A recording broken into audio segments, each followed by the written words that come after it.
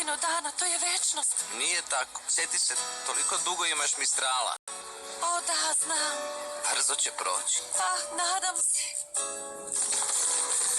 Pre godinu dana Mistral je ušao u moj život. Ana i Hugo su ga zavoleli isto koliko i ja.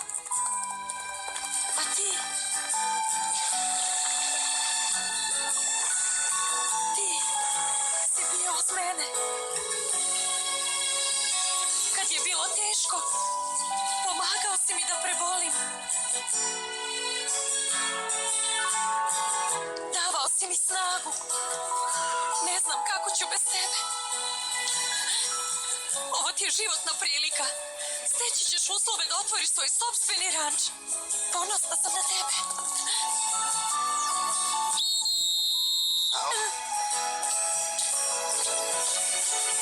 Mislim da treba da uđem u voz.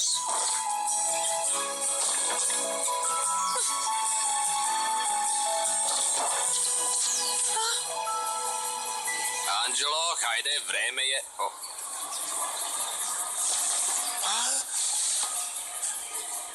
Proletit će vreme, vidjet ćeš.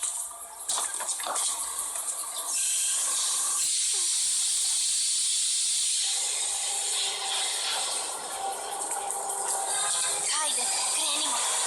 Večeras ćemo prespavati na ranču. I ja ću svirati gitaru. Ne, nećeš. Ej, čekaj me, da ti sviram gitaru. Molit ćeš me da ti sviram. Čekajte me! Anđelo, vrati se. Hugo želi da svira. Lena voli avanture.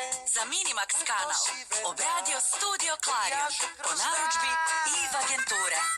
Bistre reke žele gore, ravnice more, tu je njen san. Dok srećna jaše svoga konja, ko da krila ima ona.